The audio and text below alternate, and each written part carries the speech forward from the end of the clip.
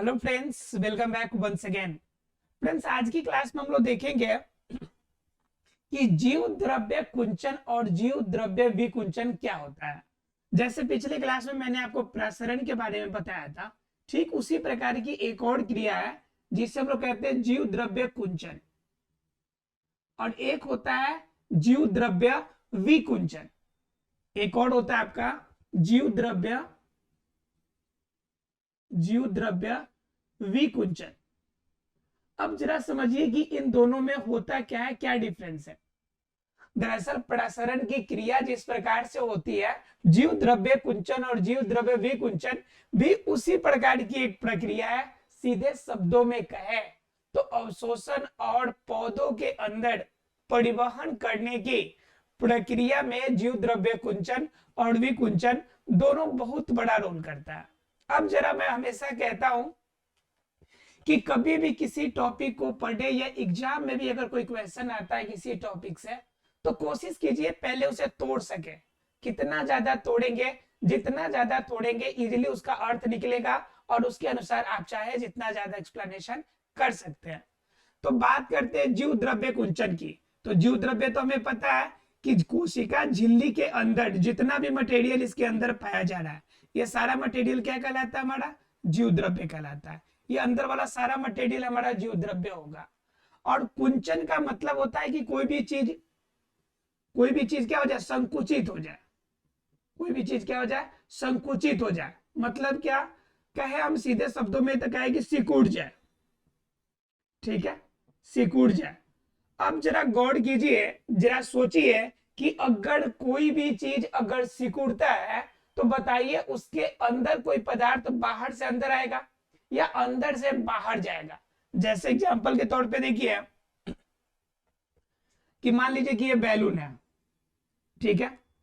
अब बैलून की आकार धीरे धीरे हम दबाने के बाद ये घट रहा है आकार।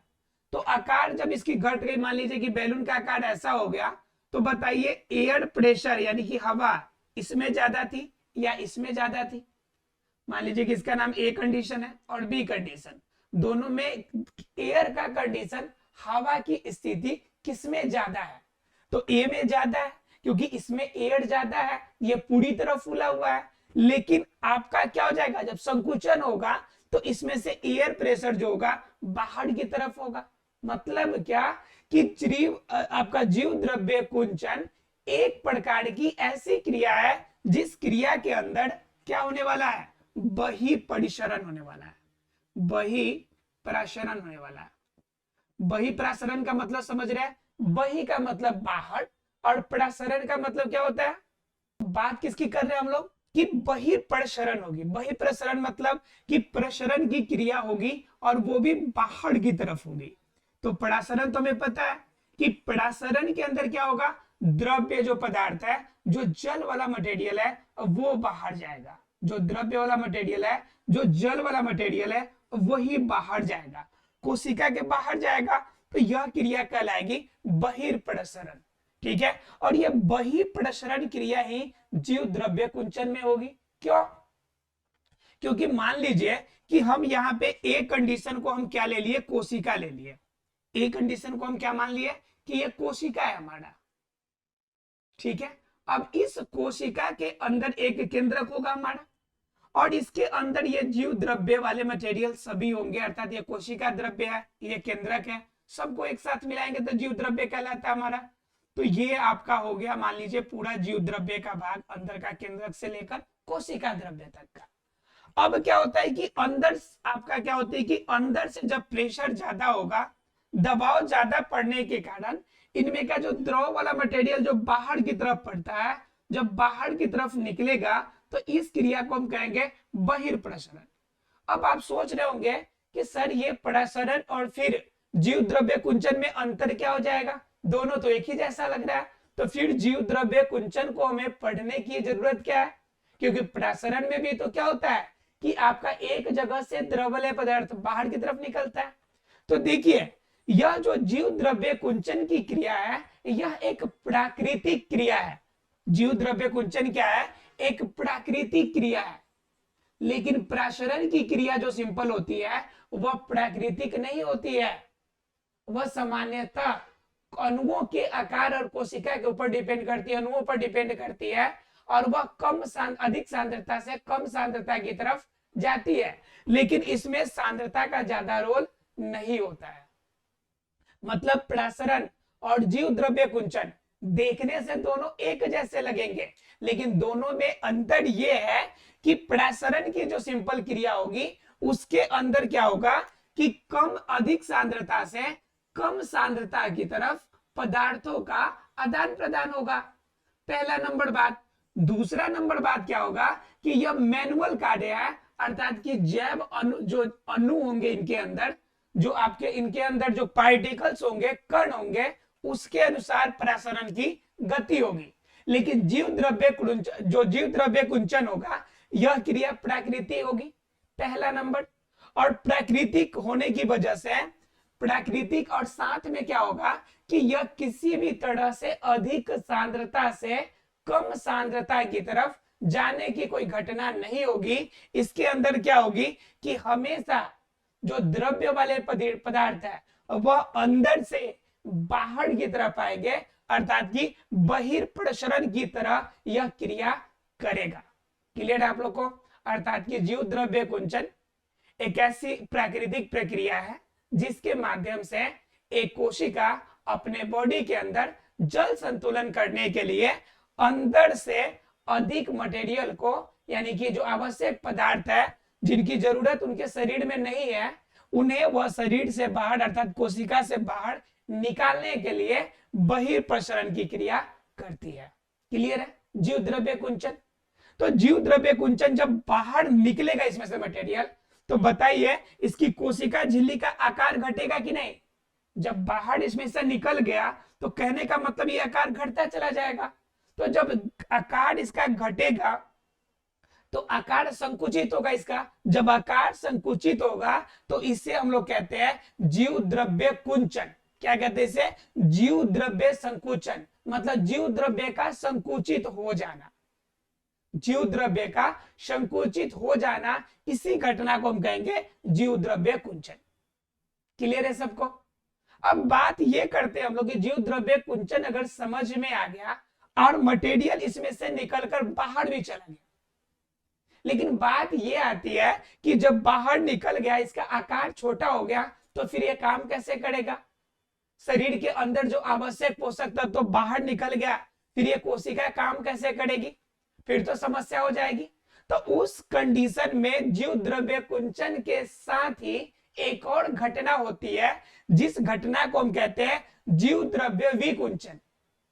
जीव द्रव्य विकुंचन। यह घटना क्या करती है कि जीव द्रव्य विकुंचन की जो घटना है, इसमें दरअसल होता क्या है कि जीव द्रव्य फूलेगा। जीव द्रव्य क्या हो जाएगा? फूलेगा, यानी बड़ा होगा। अब बड़ा होने का क्या मतलब है कि जीव द्रव्य जब अंदर प्रवेश करेगा, जीव द्रव्य के अंदर बाहर से मटेरियल जब अंदर आने लगेगा, बाहर से जब अंदर मटेरियल जाने लगेगा, तो बताइए कि इस जीव द्रव्य का आकार घटेगा या बढ़ेगा? उस कंडीशन में तो उसका साइज धीरे धीरे बढ़ना शुरू होगा, और जब इसका साइज बढ़ेगा, कोशिका द्रव्य के अंदर वाला मटेरियल जब बढ़ेगा, तो बताइए पूरा जीव द्रव्य का साम्राज्य बढ़ेगा कि नहीं? और जब पूरा जीव द्रव्य का साम्राज्य बढ़ेगा तो फिर जो संकुचित हो गई थी जो कोशिका, वह कोशिका अपने आकार में धीरे धीरे वृद्धि करेगा, और जब ये धीरे धीरे वृद्धि करेगा तो इसका आकार फिर से बड़ा हो जाएगा, और बड़ा जब हो जाएगा तो इस घटना को हम क्या कहेंगे? जीव द्रव्य विकुंचन। इस घटना को क्या कहेंगे? जीव द्रव्य विकुंचन की घटना। क्लियर है सबको? अर्थात कि जीव द्रव्य कुंचन और जीव द्रव्य विकुंचन। जीव द्रव्य कुंचन में क्या होगा? मटेरियल अंदर से बाहर की तरफ निकलेगा, और जीव द्रव्य विकुंचन में क्या होगा कि बाहर से मटेरियल अंदर चलाएगा, और अंदर जब अंदर चलाएगा उस कंडीशन में इसका आकार धीरे धीरे बड़ा हो जाएगा। क्लियर है? तो दो घटनाएं आपको क्लियर हो गई होगी, जीव द्रव्य कुंचन और जीव द्रव्य विकुंचन। यह एकदम देखने से प्रसरण की तरह ही लगेगा। अब जैसे देखिए यहाँ पे घटना हो रही थी बाहिर प्रसरण की, यानी कि बाहर की तरफ निकल रहा था। अब यहाँ पे अंदर आइए तो अंतर प्रसरण की तरह दिखेगी आपको। तो ये नहीं कहिएगा कि अभी प्रसरण की क्रिया ही है, मतलब प्रसरण की क्रिया की तरह लगेगा, लेकिन इसमें कभी भी ऐसा रोल नहीं होगा कि कम सांद्रता की तरफ अधिक सांद्रता से मटेरियल निकल के जाएगा। और ये घटना एक और याद रखिएगा, यह एक प्राकृतिक घटना है जो पदार्थ के अणुओं पे डिपेंड ना करके बल्कि किस पे डिपेंड करेगा, बल्कि यह प्राकृतिक रूप में सामंजस्य कोशिकाओं को बैठाने के लिए ये क्रियाएं संपन्न होती है। क्लियर है आप लोग को? तो जीव द्रव्य कुंचन और जीव द्रव्य विकुंचन क्लियर हो गया होगा आप लोग को। अगर ये क्लियर हो गया तो अब थोड़ा सा हम जान लेंगे महत्व के बारे में कि जीव द्रव्य कुंचन, जीव द्रव्य विकुंचन, चाहे प्रसरण, इन सभी का महत्व एक कोशिका के अंदर क्या होता है। कोशिका के अंदर, या सीधे शब्दों में कहे कि पौधों के शरीर में इनका क्या रोल होता है, इनके बारे में थोड़ा जान लेते हैं। ठीक है, देखिए अब जानते हैं कि प्रसरण की क्रिया, चाहे जीव द्रव्य कुंचन हो गया, चाहे जीव द्रव्य विकुंचन है, इन सभी के महत्व एक पौधा के लिए क्या होता है, इन सभी का महत्व पौधा के लिए क्या हो जाता है। तो सबसे बड़ी बात है कि प्रसरण की क्रिया की बात कीजिएगा तो सबसे बड़ा ये रोल क्या करता है कि पौधों से पौधे जब जड़ से पदार्थों को, अर्थात कि जो आपका पोषक तत्व है, इसको जब ये लेते हैं खनिज लवण जल के साथ, तो इनके अवशोषण में फिर मदद करती है, अर्थात कि अवशोषण में मदद करती है। अवशोषण मतलब क्या कि इसके अंदर जब खनिज लवण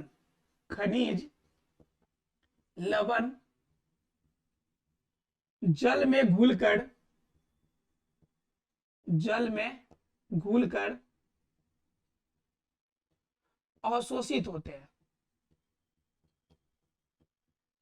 जल में घुलकर अवशोषित होते हैं। ठीक है, मतलब क्या, खनिज लवण जो होगी जल में घुलकर अवशोषित होगी, और यह अवशोषण की क्रिया यह किसकी वजह से होगी, प्रसरण की वजह से। और प्रसरण की वजह से समझिए सीधी बात है कि धरती से वह जल प्राप्त करेगा, पहला काम होगा, सबसे जरूरी तो यही है। दूसरा नंबर है कि यह जब जल हमें प्राप्त हो गया तो यह जल एक ही जगह तो रहेगा नहीं, पूरे बॉडी को चाहिए।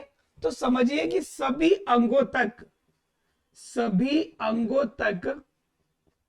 जल की आपूर्ति करना,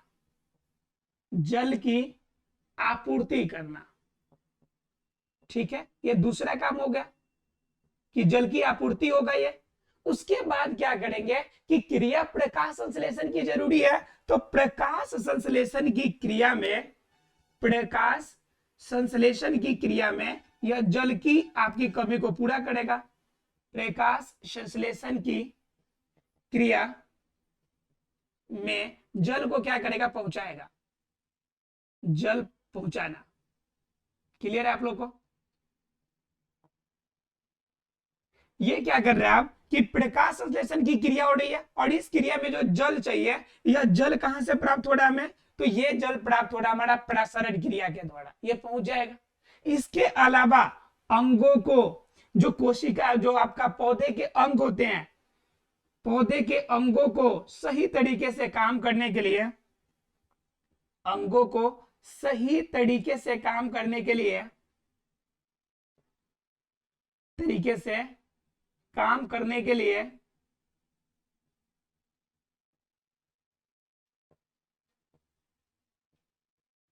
सही तरीके से काम करने के लिए किसकी जरूरत है भाई, तो ये प्रसरण की क्रिया होती है, प्रसरण की क्रिया के द्वारा हो जाएगी। तीसरी, अगर पांचवी बात करें हम लोग, तो पौधे को जो दृढ़ता मिलती है, जो पौधे को शक्ति मिलती है, या दृढ़ता और जो शक्ति मिलती है, उस दृढ़ता और शक्ति के लिए किसकी आवश्यकता पड़ती है, दृढ़ता और शक्ति के लिए जल की आपूर्ति करता है, सीधे शब्दों में कहे कि उनकी जितनी भी बेसिक नीड्स है जल की, यह सभी नीड्स किनकी वजह से होती है, तो ये प्रसरण क्रिया की मेन रोल हो जाती है। प्रसरण क्रिया, और उसके बाद जीव द्रव्य कुंचन और आपका जीव द्रव्य विकुंचन, इन सभी क्रियाओं से ये सभी क्या होते हैं, ये सभी घटनाएं पूरी होती है, यानी हर तरह की क्रिया इसी में शामिल होती है। क्लियर है आप लोग को? अर्थात सीधे शब्दों में कहे तो पौधे कुछ भी नहीं कर सकते बिना प्रसरण के, बिना जीव द्रव्य कुंचन के, बिना जीव द्रव्य विकुंचन के।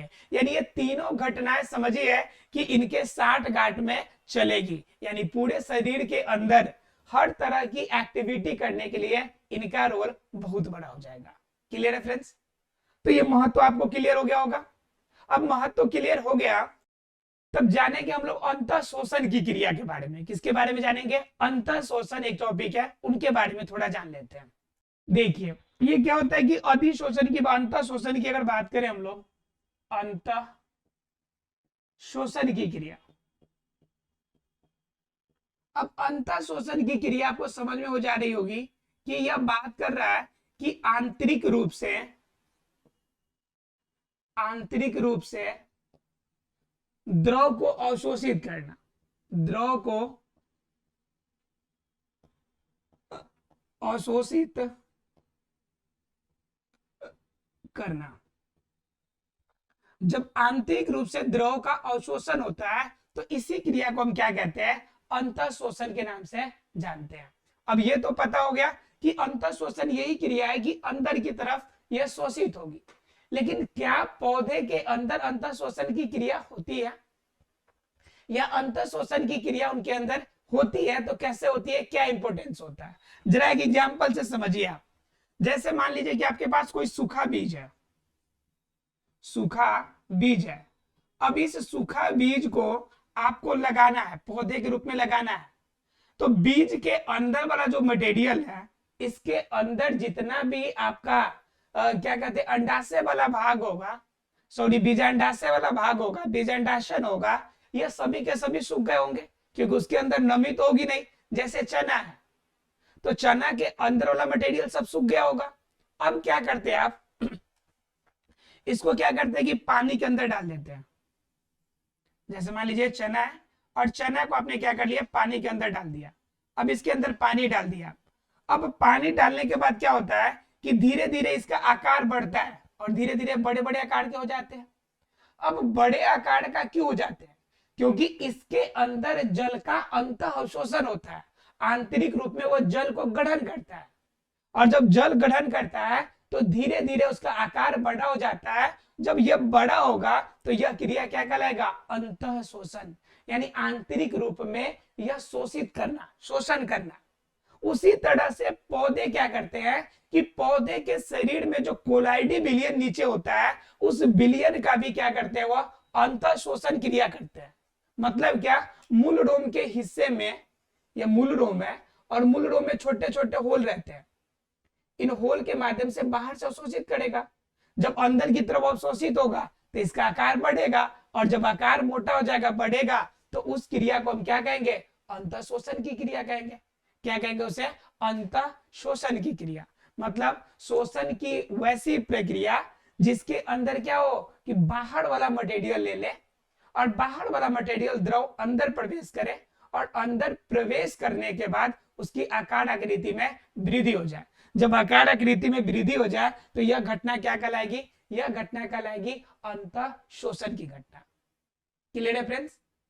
तो अंतः शोषण मतलब सीधे शब्दों में समझिए कि द्रव वाले मटेरियल का शरीर के अंदर पौधों को अभिग्रहित करने की जो क्षमता हो गई, करने की यानी कि अंदर एक्सेप्ट करने की जो क्षमता है, इसी क्रिया को हम क्या कहते हैं? अंतः शोषण कहते हैं। क्लियर है? सभी को क्लियर है अंतः शोषण? उसके बाद हम बात करें अगर आगे, देखिए तो बात ये आती है कि अब हम लोग को जानना क्या है? जल विभव के बारे में। अंतः शोषण की क्रिया कब होगी? जब जल विभव की घटना होगी। ठीक है, अंतः शोषण की क्रिया जल विभव की घटना से क्या होती है? इंस्पायर होती है कि अंतः शोषण तब होगा जब जल विभव होगा। क्या होगा? जल विभव होगा।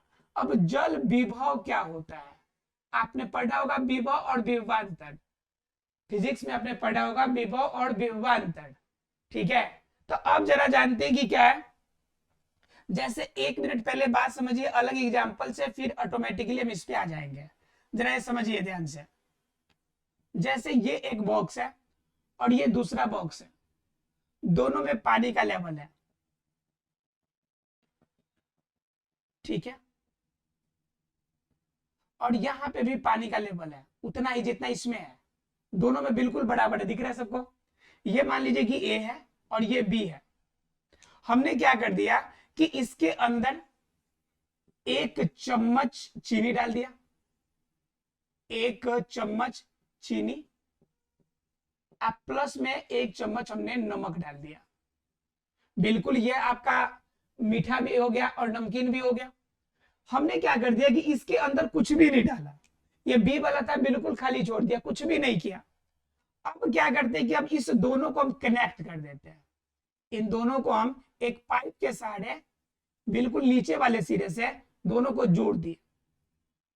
अब जरा गौर कीजिएगा, दोनों में पानी जितना चाहिए बिल्कुल बराबर है, पानी तो इतना ही चाहिए और दोनों में पानी इतना ही लेवल तक का है, यानी बिल्कुल समान लेवल है पानी का। अब पानी का लेवल समान है तो ये तो कंफर्म है कि पानी आने जाने का कोई मतलब नहीं बनता है, ठीक है। लेकिन क्या होता है कि इसके अंदर क्या होता है कि 1 चम्मच हमने चीनी डाला और नमक डाला है, तो इनके अंदर मिठास और जो नमकीन का स्वाद है, मिठास या नमकीन का जो स्वाद है, यह स्वाद क्या होगा, ये ट्रांसफर होगा ए से बी की तरफ। अब धीरे धीरे जो यह सिर्फ जल था बी में, यह मिठास धीरे धीरे अंदर एंट्री करेगा इधर। तो इसमें आने के बाद कुछ समय के बाद यह जो पानी होगा यह भी आपको मीठा महसूस होगा। इसका प्रयोग आपने देखा होगा कि जब आप शरबत बनाते हैं और शरबत बनाने के बाद जब ज्यादा मीठा हो जाता है तो क्या करते हैं आप कि उसमें आप कहते हैं कि पानी और मिला दो। उस पानी में तो आपने कुछ भी नहीं मिलाया, लेकिन जैसे उस पानी को उसमें मिलाते हैं, मिलने के साथ ही वो पूरा पानी आपका मिठास बढ़ जाता है। जैसे कभी कभी आपके दाल में आपकी नमक जो होती है वो अधिक हो जाती है, तो उस कंडीशन में क्या करते हैं, पानी बाहर से मिलाते हैं ताकि दाल की नमक बैलेंस हो जाए। तो ये जितनी भी घटनाएं होती है यह सब किस पे आधारित है, ये सभी के सभी जल विभव पे आधारित है। अब कैसे कहेंगे जरा समझिए, इसके अंदर आपका चीनी और नमक दोनों मटेरियल घुला हुआ है, तो इसके अंदर जो विलायक है मतलब जल है जिसके अंदर चीनी और नमक घुला है, उनके अंदर सांद्रता ज्यादा है। सांद्रता ज्यादा का मतलब इसके अंदर सांद्रता अधिक का मतलब क्या हो गया कि इसके अंदर सांद्रता अधिक है। सांद्रता अधिक का मतलब कि इसके अंदर विभव भी अधिक होगा, यानी कि पावर जो कैपेसिटी है इसके अंदर वह ज्यादा मटेरियल है। अब यह विभव जो होगा धीरे धीरे इसकी अपेक्षा अगर इसमें देखे बी में, तो बी में विभव क्या है, विभव कम है, मतलब इनके पास आपका सांद्रता कम है। तो जिनमें सांद्रता ज्यादा उनमें विभव ज्यादा, जिनमें सांद्रता कम उनमें विभव कम। बात समझ में आ रही है। तो अब जरा गौर कीजिए कि इसके अगर कॉन्फ्रेंस में इसके अगर हम रिफरेंस लेकर अगर इन दोनों को हम देखें तो यहाँ पे विभव अधिक है, यहाँ पे सांद्रता अधिक, विभव अधिक है, और यहाँ पे विभव हमारा कम है। तो अधिक विभव है या कम विभव है, तो दोनों में विभवांतर हो गया, विभव का अंतर हो गया। जैसे मान लीजिए यहाँ पे आपका क्या है 10 मॉलिक्यूल पर क्यूबिक एरिया, 10 मोल प्रति मीटर क्यूब की एरिया, मतलब इतना ज्यादा सांद्रता है यहाँ पर, यानी कि 10 मोल मिलेगा हमें प्रति क्यूबिक मीटर पे। और यहाँ पे अगर देखिएगा तो यहाँ पे मिल रहा है 2 मोल पर क्यूबिक मीटर अगर हमें मिल रहा है, तो समझिए इन दोनों के बीच में सांद्रता में अंतर है कि नहीं है, इन दोनों के सांद्रता में अंतर है कि नहीं है, सांद्रता में दोनों के बीच में अंतर है। जब ये दोनों के बीच में सांद्रता का अंतर है तो हम कह सकते हैं सीधा कि विभव में अंतर है। और जब विभव में अंतर है तो हम सीधे शब्दों में कहें तो हम कह सकते हैं कि विभव में अंतर मतलब किसमें अंतर होगा, विभवांतर में अंतर होगा। मतलब क्या, इन दोनों के बीच में विभवांतर होंगे। मतलब हम कह सकते हैं ए और बी के जल का विभवांतर, जल का विभव में अंतर, जल के विभव में अंतर है।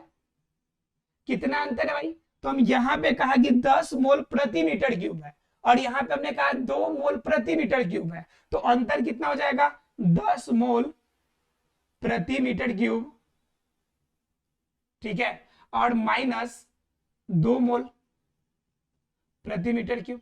हम यहाँ पे कुछ भी ले सकते हैं, मैंने एग्जाम्पल तौर पे सिर्फ लिया है। तो विभवांतर कितना हो जाएगा 8 मोल प्रति मीटर क्यूब।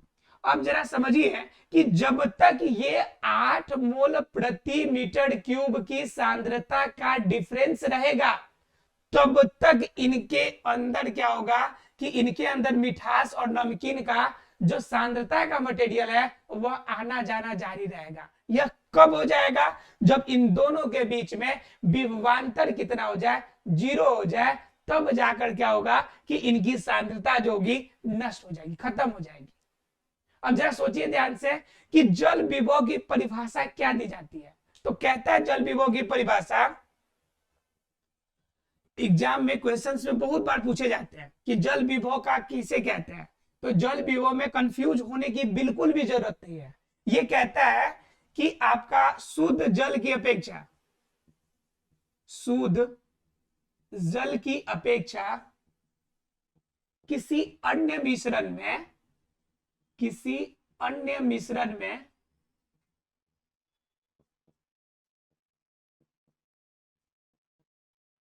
जल की जो सांद्रता है, सांद्रता को क्या कहेंगे हम लोग? जल विभव कहेंगे, जल विभव कहेंगे। बात समझ में आ रही है? बिल्कुल आपको आपके लैंग्वेज में लिखाया है, बिल्कुल आपको समझ में आने वाली बात। यानी शुद्ध जल की अपेक्षा किसी भी अन्य मिश्रण में जब जल की सांद्रता का अगर हम देखेंगे तो जिसमें सांद्रता अधिक होगी उसकी जल विभव अधिक होगी। अब जरा गौर कीजिए कि जल विभव की मात्रा सबसे अधिक कहां पे होगी और सबसे कम कब होगी। ठीक है, जरा गौर कीजिए। मान लीजिए कि यहां भी शुद्ध जल है और यहां भी शुद्ध जल है। ठीक है, अब इन दोनों के बीच में अगर होगी काम तो बताइए दोनों का जल विभव तो उच्च है, तो यहाँ पे विभवांतर बनेगी क्या? नहीं बनेगी। तो इसको हम कहेंगे कि इन दोनों का जल विभव पहले से अधिक है।